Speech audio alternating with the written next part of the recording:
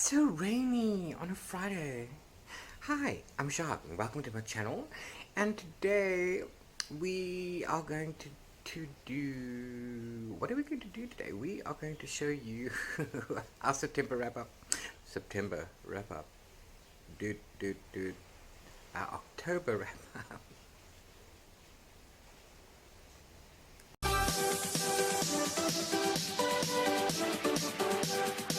Today I'm going to share with you my wrap-up for October. Yeah, so I chose 5 books. I only managed to read 4. I would have finished the 5th book if I didn't get sidetracked by my new hobby, which I will, there's a video up here, you'll link it. I found junk journaling. It's now become my obsession and I just can't help it. I can't help it. Anyway, I read 4 books for October. So yeah, let's get into those. Hello kitty. Hi boop boops. Hi. What you doing? Hello. Hi Citra. Hi. Say hi to people. Hello boop boop. Yeah, so this month I read 20% of an ebook, and then I read 4 other books, and I read 1 3-star, 1 4-star, and 2 5 stars. Yes, it was a good month. It was a good month. So yeah, I'm gonna link down below my video, or up here, for my September. I'm so stuck a month behind. I don't know why. I don't know what's going on. So yeah, so I'm gonna link my October TBR video up here or down below in the link, and then you can see why I haven't finished. You can see the books that I haven't read. Okay, and that's only, I haven't read Bone China because, like I said, I got into junk journaling and I've been crafting and yeah, been obsessed. This is it. Anyway, so yeah, so let's get into it, shall we? So I started 2 ebooks in October. The first one was for review. That was Beta by MT Zimni.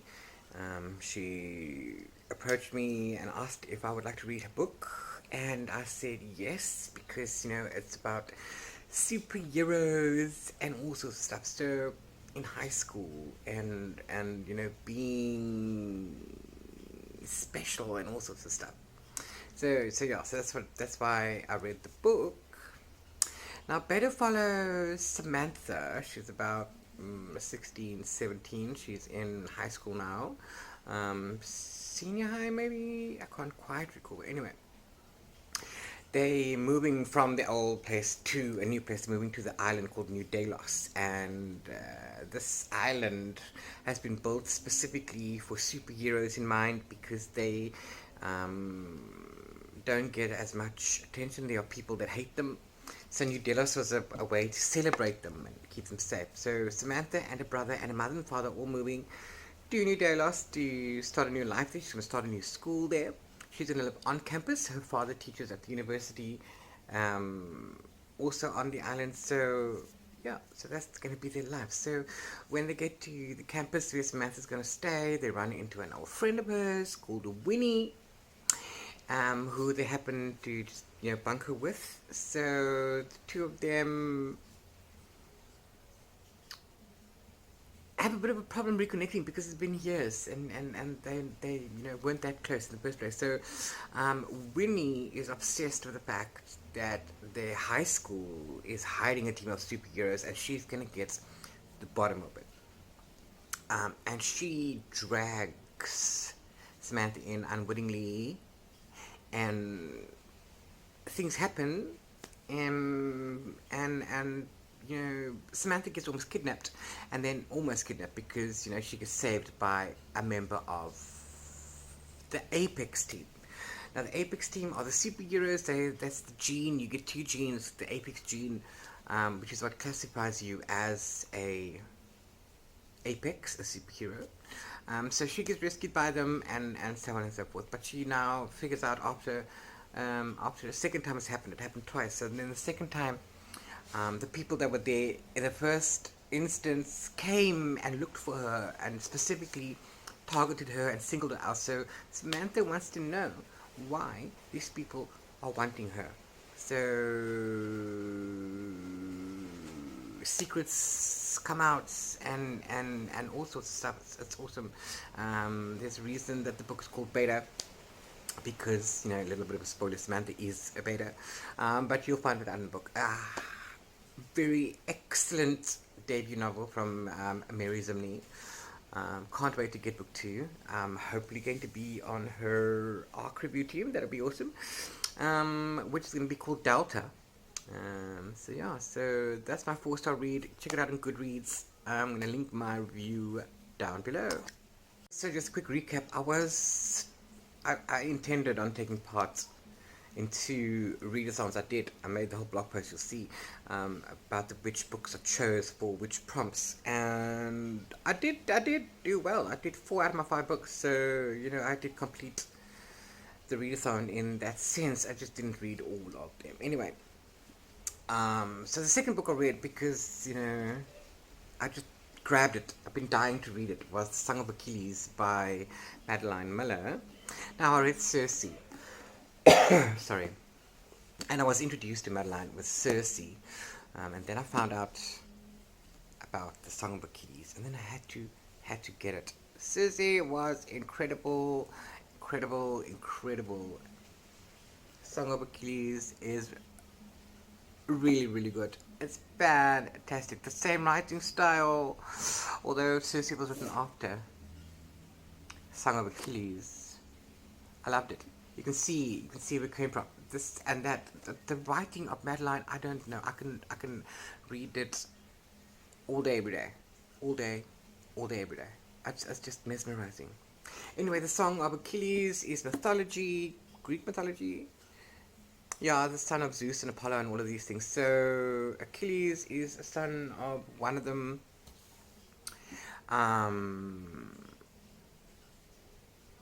One of the gods, I don't know, is the son, I can't remember. Anyway, there's this guy called Patroclus, who happened to be a prince, but he's born under the litter, and his father didn't want him because, whatever reasons, I don't know, he was inadequate.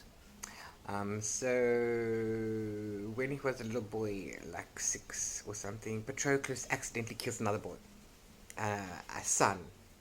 And this in those times is like a big no-no. You've now taken a man's son away. Whether it's accidental or not, it doesn't matter. So he was sent away. He was exiled. Achilles' father took him in, and because he fostered a whole bunch of boys. And Achilles was aloof. Everybody tried to be friends with Achilles, because Achilles was destined for stuff. But Achilles didn't take to anybody other than to Patroclus. So they became friends, then they became very good friends, and then they became lovers, and then they became, you know, this is an epic love story. But, of course, Achilles, being the son of a god, a demigod, has a destiny to fulfill, which is, of course, battle. You know, the gates of Troy. He's supposed to bring down Troy. Only he can. Nobody else can. He's destined for it. Patroclus doesn't want him to die, obviously, so Patroclus does whatever he can to stop these things. So, by finding out the prophecy and by doing things to stop it, which we all know is no, is how the story goes, and it's the most epic romance ever. I am not a romantic. I am a romantic, but I mean, I'm not a fan of romance books. But this, oh my god, I mean, the series, oh my word, big 5 stars, big 5 stars. Do go and get it if you haven't read it yet. Highly recommend it. Yeah, and then I grabbed for something familiar afterwards, and Terry Goodkind. The Third Kingdom is, you know, a Richard and Kaelin novel. It happens after The Sword of Truth. The cycle is complete. This is the second book in the new cycle, which I don't even know. It's called Richard and Kaelin novel. It's probably something I need to look into it. And the Omen Machine is book 1. So this takes place from directly where book one finishes. That's how he writes. So this ends, and then the next book will pick that up continuously. So that's how he writes. Being an author by author, for me, I've grown up with him. The Sort of Truth series meant a lot to me in my youth, and I've applied some of Richard's philosophies, I suppose, in my own life, and it certainly helped me out a lot. But I do have to say that I was really rather disappointed in this one, and also with the Omen Machine before, because he's picked up a really bad habit of repeating himself. I know the man's dead now, and there are still many novels that I haven't read. But seriously, when you're wasting 6 chapters on one conversation and it's just basically repeating the same things over and over again, when neither of the characters that are speaking or any of them are sub-intelligent of anything, I don't know. Anyway, I was rather disappointed. It's still good to hang around in the world that I love so much, with the characters that mean the most to me. So the Omen Machine ends where they went to go and eliminate a new threat called Jet. She is a hedge witch, and she uses blood magic and all sorts of stuff, and Kellen gets affected. She gets bled, she gets caught by this thing, by the witch. Richard does manage to kill her and free Kaelin, and they're now on their way back where the story stops. This one starts where they were ambushed by people, and they nearly died. But now Richard has found himself and Kaelin alone, fighting off people. All he's like mini army of people that came to rescue him, that he was on his way home with, have disappeared. So now Richard needs to find what happened to them, and that's where this comes in, where the story takes up the Third Kingdom. So that's really cool. I enjoy the premise, I enjoy the story. I didn't enjoy his writing. It was very disappointing. I almost DNF'd, and I never ever have wanted to. But yeah, 3 stars for this one, so that's not bad. Oh, the rain is really loud.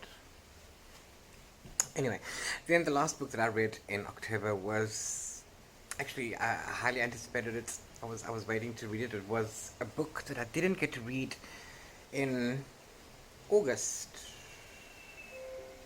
Yeah, because I just got it just before September. Yeah, and then September had its own thing, so the prompts for those readathons conspired against me, and I was able to put Spinning Silver by Naomi Novik on my TBR, and I'm super glad I did. This was incredible. The writing style reminds me of Madeline Miller's kind of a thing. It's beautiful and mesmerizing. I could just, read it all the time. And the way she uses the time. It's everything is together. The writing style, the time period, everything blends seamlessly. It is incredible. What I knew before reading this book was that this is a Rumpelstiltskin retelling, and it has something to do with spinning silver into gold. That's all I knew about it. But that is as vague as it can get, as vague as it possibly can get. Yes, I agree. There are some Rumpelstiltskin vibes, because I can understand where the concept comes from. Anyway, the story follows Miriam, who was born Jewish to moneylender husband and his wife.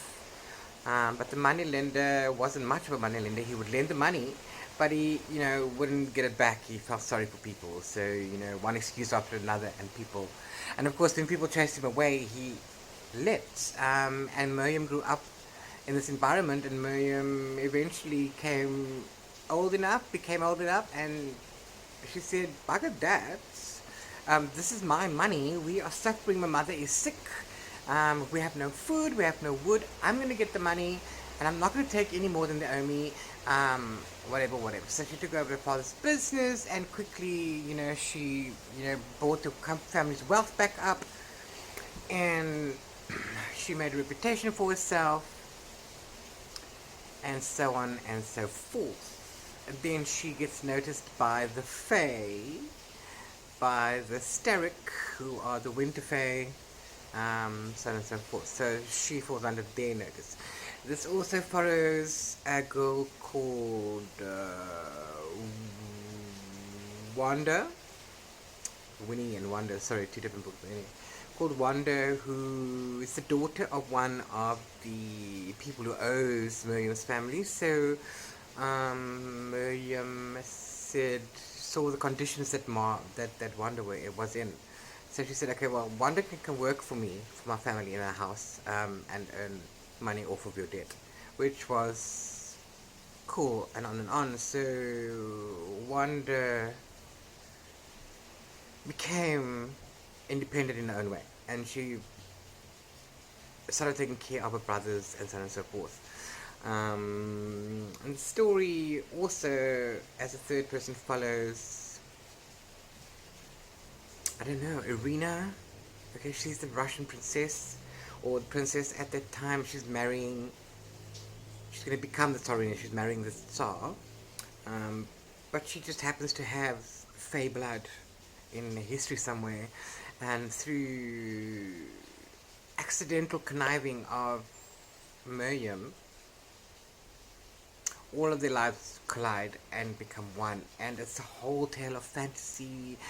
There's demons, there's fae, there's, non-magical folk beating the magical folk, giving them one up. Yeah. You see, this is not a romance. The difference between, I can see people saying, I can see what the cruel prince is trying to do concerning the fae, because that's in nature.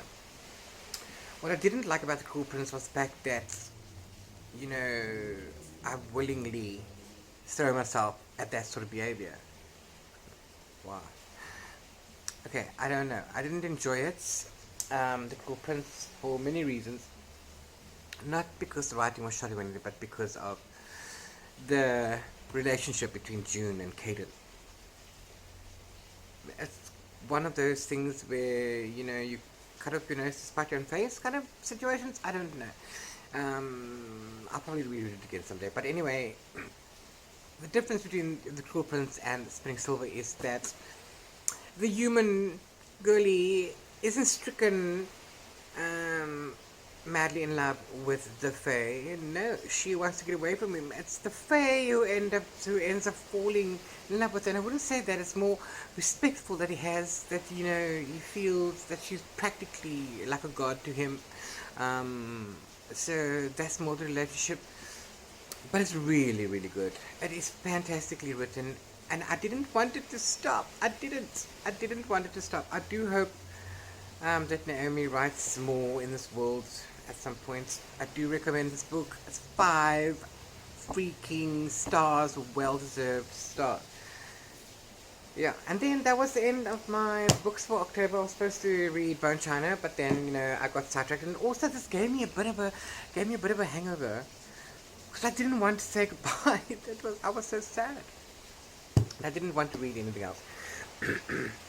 Anyway, so this was sent over to my November. I did start it in October, so I felt obligated to finish it. I also started another ebook called, I don't know, it's a Cinderella retelling by Rachel Morgan, South African author. Anyway, I got 20% in for October. I did finish that in November, but that's another story. So let me know down below in the comments. Tell me what you read, what you thought of it, what made your list, what you did read, what you didn't read, what you thought of any of the books that I may have read, or If you have read the books I read that you may have read, never mind. If you read any of these books, let me know what you think in the comments below. Other than that, from a rainy Cape Town, stay safe, wear masks, much love.